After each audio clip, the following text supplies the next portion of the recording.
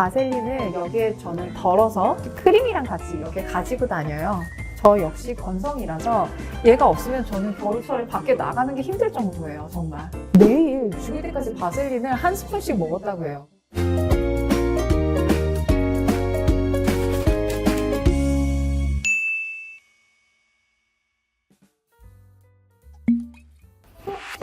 오늘따라 피부에 광이 나는데 지금 바르고 계신 제품 뭐예요? 아, 이거 방금 바른 거야?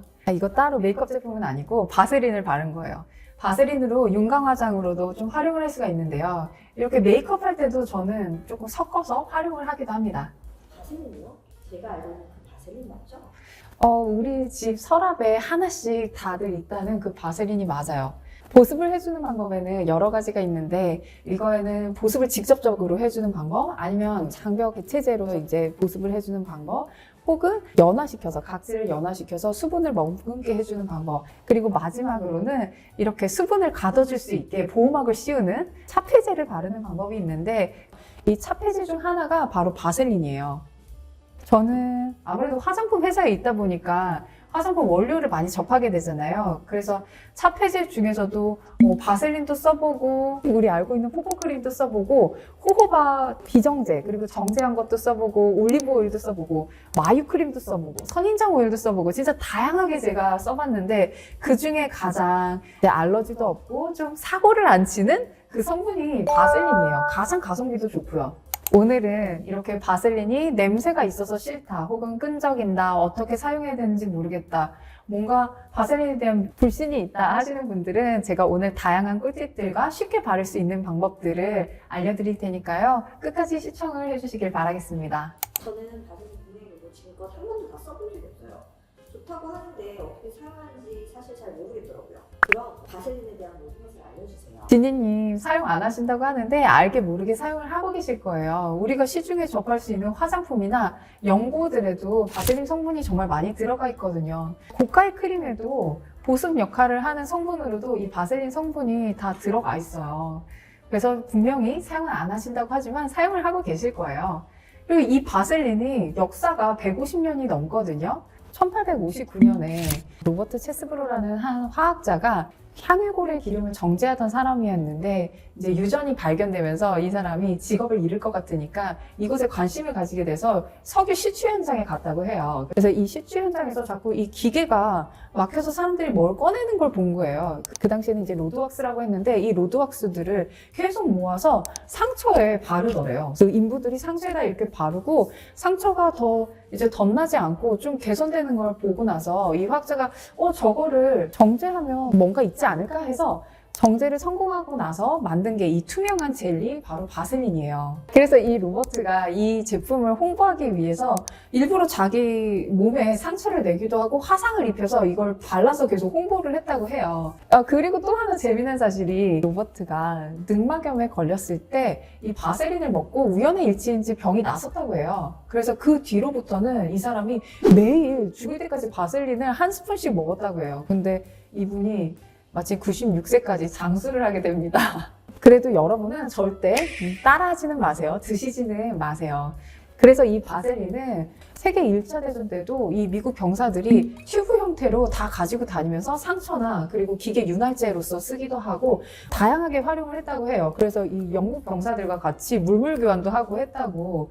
이렇게 그 당시에도 의약품으로 먼저 활용이 되고 화장품 산업으로도 발달이 되고 나중에는 유니리버에 이제 인수가 되면서 지금 우리가 보고 있는 이 제품이 이제 살아남게 된 거예요. 지금도 역시나 의약품이나 화장품에서 여전히 많이 사용하고 있는 원료입니다. 그럼 바셀린이 정확히 피부에 어떤 역할을 하죠? 바셀린이 피부에 어떤 역할을 하게 되냐면 보호막 역할을 하게 되는 거예요. 우리 피부 마지막 층, 표피 다음에 각질층이 있잖아요. 이 각질층이 우리 피부 자체 방패막 같은 건데, 그 위에 한 번 더 방패를 씌워주는 역할을 한다고 보면 될 것 같아요. 그래서 이 방패 역할을 하면 뭐가 좋으냐? 뭔가 외부 환경 요인, 안 좋은 환경의 보호를 받을 수 있고, 우리가 가지고 있는 천연 보습인자나 이 보습감 등을 수분을 이렇게 가둬줘서 조금 더 수분 손실이 안 되게 막아주는 역할을 하는 게 이 바셀린이에요. 그래서 면역이 떨어지신 분들은 미세먼지나 우리 코로나 있을 때에도 코에 이렇게 바세린 바르고 마스크 쓰기도 하시잖아요. 실제로 어린아이들도 그렇고 좀 코 속에 발라주면 꽃가루 알러지나 이런 것들이 조금 덜하다고 해요. 그래서 여러 가지로 좀 활용을 해보실 수 있을 것 같아요. 그런 바세린이 수분 손실을 방지해주고 피부 장벽 기능 회복을 할 수 있는 시간을 벌어주고 외부 자극을 차단해준다는 거예요. 네, 맞아요. 지혜님, 앞에 OX 카드 보이시죠? 아, 네네. 제가 게임을 하나 준비했는데 이제부터 제가 바세린에 대해 질문을 드리면 O 또는 X로 답해주시면 됩니다. 첫 번째 질문, 바세린은 모공을 막는다. 모공을 막는다? X. 바세린은 실리콘 계열의 성분은 아니에요. 그래서 직접적으로 모공을 막는다고 할 수는 없지만 이걸 또 너무 손에 이렇게 긁힐 정도로 도포를 해서 피부를 숨을 못 쉬게 하시면 지방산도 내 피부 장벽에 있는 지방산을 왜 공급해준다고 하잖아요. 그것도 너무 많이 바르면 피부 열이 빠져나가지 못하거나 숨을 쉬지 못해요. 순환이 되지 않기 때문에 당연히 다른 지방산이더라도 안 좋고 이 바세린도 많이 바르시면 좋지 않습니다. 그냥 아주 얇게 필요한 부분만 도포를 한다고 생각하시고 사용하시면 될 것 같아요. 아, 그리고 마지막으로 여드름 피부 그리고 각종 그 세균 질환이 있으신 분들은 좀 조심히 사용하시는 게 좋을 것 같습니다. 그러면 두 번째, 바세린을 바르면 주름을 없앨 수 있다. X. 생긴 주름을 없애는 거는 불가능합니다. 이거는 시술이나 보톡스 이런 쪽으로 치료를 하셔야 되잖아요. 이 바세린은 주름은 없앨 수는 없지만 주름을 예방을 할 수는 있습니다. 우리 건조한 피부면은 잔주름이 더 잘 생기잖아요. 그리고 건조하게 되면 피부가 외부 요인에 취약해지거든요. 그래서 이거를 막는 게 바세린이 역할을 하는 거지 주름 자체를 없애는 역할을 하는 건 아니에요. 예를 들면 건조한 얇은 천을 우리가 주름을 만들려고 한다고 하면 굉장히 잘 생기잖아요, 주름이. 근데 이거를 적셔보세요, 스프레이로. 이렇게 했을 때 접으면 잘 생길까요? 좀 촉촉한 상태에서는 주름이 건조한 상태보다는 좀 덜 생긴다. 그리고 잘 때 좀 수면이 저처럼 옆으로 주무시는 분들은 한쪽에 이렇게 주름이 좀 생길 수가 있어요. 그때 좀 사용하시면 좀 유용하게 사용하실 수 있어요. 그럼 바세린이 주름을 치료하거나 수분을 공급하지는 못하지만 피부 속에 수분을 가둬서 주름이 생기지 않게 도와준다는 거네요. 맞아요. 피부가 건조하지 않은 상태에 유수분 밸런스를 좀 맞춰주면서 잔주름을 좀 예방을 할 수 있다. 바세린과 크림들을 잘 조합해서 사용을 하시면 이 각질층을 조금 잘 이게 잠재울 수가 있어요. 그래서 이렇게 활용해 보시는 것을 저는 추천해 드리고 이렇게 각질층까지 관리해 줄 수 있는 역할을 바세린이 해주는 거예요. 마지막 질문, 바세린은 발암 물질을 함유하고 있다. 발암 물질? X. 바세린 자체에 발암 물질이 함유되어 있는 것은 아니고요. 바셀린을 정제하는 과정에서 발암 물질이 나왔다고 수년 전에 좀 이슈가 됐었던 적이 있어요. 하지만 제조업체에 확인을 해보면 정제 과정을 굉장히 여러 번을 거치고 다 검증이 되어서 나오기 때문에 좀 그런 걱정은 안 하셔도 될 것 같습니다. 그리고 우리가 이거를 막 떠서 매일 먹는 건 아니잖아요. 그러니까 조금 걱정하지 마시고 적은 양으로 사용하시는 건 문제가 없을 것 같습니다. 저는 시성 피부인데 바세린 사용할 때마다 제 피부에는 너무 답답하고 트러블이 생겨 잘 사용하지 않게 되더라고요. 피부 타입별로 어떤 식으로 사용하는 게 가장 좋을까요? 지성 피부에는 아무래도 바셀린 사용하는 게 좀 무겁겠죠. 기름이 이미 많이 나고 있는데 여기에다가 또 기름막을 하면 얼마나 피부가 답답하겠어요. 그래서 지성 피부이시거나 좀 복합적인 피부를 가지신 분들은 피부 상태를 좀 파악을 하시고 내 상태를 파악을 하시고 모공이 없는 좀 유분이 없는 눈가나 입 주위 주름이 좀 생길 만한 부분의 사용을 좀 부분적으로 해보시는 걸 추천을 드리고 우리가 내 몸 상태를 그리고 피부 상태를 좀 정확하게 스스로가 파악을 해서 내 스스로가 주치의다 생각하시고 내 피부에 트러블이 생겼다면 뭐 어떤 것 때문에 문제가 있는지 음식이었는지 식습관이었는지 혹은 외부적 요인이었는지 아니면 장에서 뭔가 문제가 됐었는지 아니면 청결하지 않아서 화장품 도구에서 문제가 생겼는지 이런 것들을 좀 확인을 해보시고 부분적으로 모든 화장품 원료나 이런 것들을 좀 이렇게 사용을 하셨으면 좋겠어요. 무조건 이게 좋다 해서 이것만 사용하고 뭐 이게 좋다 해서 나한테 맞는지 안 맞는지 확인을 안 한 상태에서 사용을 하는 것보다는 직접 내 몸을 좀 파악을 하고 부분적으로 좀 이용을 해보시는 것을 좀 추천을 드려요.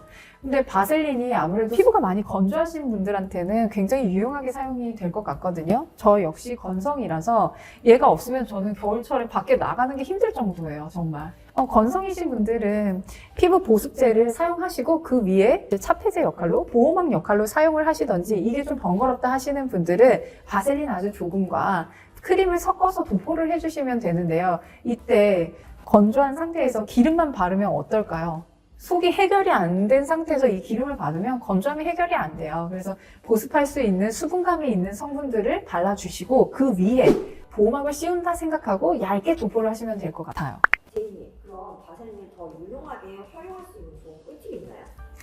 바셀린도 우리가 생각하는 이 바셀린만 있는지 아시는데요. 바셀린도 참 다양하게 제약회사에서 나오기도 하고 각 나라마다 좀 생산을 하기도 해요. 그래서 저는 선호하는 게 완전히 무색, 무취를 선호를 하는데 보면 거의 완전히 투명 색깔이거든요. 반투명 색깔. 그리고 또 이렇게 끈적이지 않고 좀 물컹한 재질도 많아요. 그래서 저는 그걸 좀 이렇게 눈가에 두드리듯이, 피부에 두드리듯이 좀 사용을 하고, 피부에 사용할 때는 제일 많이 사용할 때가 고기능성 제품.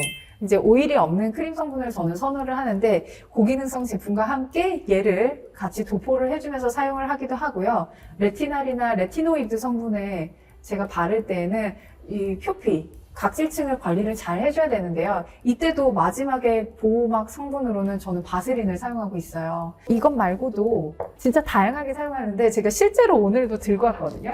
보습 성분으로 제가 매일 달고 다니는 건데요. 바셀린을 여기에 저는 덜어서 크림이랑 같이 이렇게 가지고 다녀요. 얘는 고체 향수를 만든 거예요. 바세린을 녹인 후에 향수를 이제 뿌려서 다시 얼린 건데요. 이게 고체 향수보다 다른 자극적인 원료가 들어가지 않아서 저는 굉장히 선호를 합니다. 이렇게 들고 다니면서 이런 곳에 발라주시면 향이 굉장히 오래 머금고 있어서 정말 다양하게 활용이 가능하고요. 그리고 집에 안 쓰는 색조 화장품 있잖아요. 색조 화장품 종류와 바세린을 섞으면 립글로즈보다 훨씬 더 유용하게 사용할 수가 있어요. 왜냐면 시중에 나오는 립 제품들은 제가 선호하는 색상이 없을 수도 있잖아요. 근데 그 아이섀도우랑 섞게 되면은 제가 선호하는 색상을 제가 조합해서 만들 수가 있기 때문에 바세린이 그런 때에도 되게 유용하게 사용이 되어지고요. 우리나라 사람들은 목욕을 굉장히 좋아하잖아요. 사우나나 목욕 그리고 온천을 굉장히 좋아하는데 피부 자체에는 천연 보습 인자라고 NMF라는 성분을 계속 만들어냅니다. 이 천연 보습 인자가 친수성이기 때문에 목욕을 오래 하거나 물에 오래 담그고 있으면 얘가 사라져요. 그러다 보면은 더 건조해지는 거거든요. 그래서 목욕을 너무 오래 하고 싶으시거나 사우나를 하신다거나 온천을 하실 때 정말 얇게 도포를 하시면 이렇게 그런 현상이 없어져요. 좀 건조한 현상이 완화가 됩니다. 그래서 저는 이렇게도 많이 활용을 하고 있어요. 그리고 그 있잖아요, 지니님. 왜 다리에 막 거북이처럼 갈라진 거 보신 적 없어요? 저는 피부가 다 건조해가지고 어린 선을 좀 오래 겪었는데 이때에도 보습크림이나 이제 바디크림을 바른 후에 바세린을 좀 도포를 해주면 훨씬 더 개선이 좀 빨리 돼요. 그래서 이렇게도 좀 활용을 하고요. 요즘 같은 겨울철에는 스키장이랑 썰매장 자주 가시잖아요. 그냥 찬바람 불 때 이렇게 바셀린을 보호막을 씌운다는 느낌으로 딱 도포를 해주시면 찬바람일 때도 피부 손상되는 느낌이 없어요. 확실히. 그럼 반대로 열을 발생하는 드라이기 사용할 때 열풍을 사용하잖아요. 뜨거운 바람을 사용하는데 이거 사용할 때도 바셀린을 도포한 후에 사용을 하시면 머리 건조를 하시면 조금 더 피부를 보호해줍니다. 그리고 또 생활에 사용할 수 있는 꿀팁은 굉장히 많죠. 문고리 같은 곳에 윤활제 없을 때 사용을 한다든지 인조가죽 제품이나 가죽 제품 관리용품으로도 사용을 한다든지 기름때 씌울 때 사용하기도 하고 뭐 다방면으로 사용을 할 수가 있을 것 같아요. 바세린 정말 좋네요. 오늘 당장 집에 가서 먼지 쌓여있는 바세린부터 찾아봐야겠어요. 이렇게 오늘은 바셀린에 대해서 알아봤는데요. 바셀린을 사용해보고 싶은데 어떻게 사용해야 되는지 모르셨던 분들, 그리고 어떻게 활용해야 되는지 모르셨던 분들, 그리고 바르면 뾰루지가 나셨던 분들은 조금 더 활용을 잘 해보실 수 있도록 이야기를 나눠봤습니다. 주위에 바셀린으로 고민을 하신다든지 어떻게 활용해야 되는지 모르시는 분들이 있다면 함께 공유해 주시고요. 오늘 내용이 재밌고 좋으셨다면 구독과 좋아요도 부탁드리겠습니다. 다음에 더 재밌고 좋은 내용으로 찾아뵐게요. 안녕.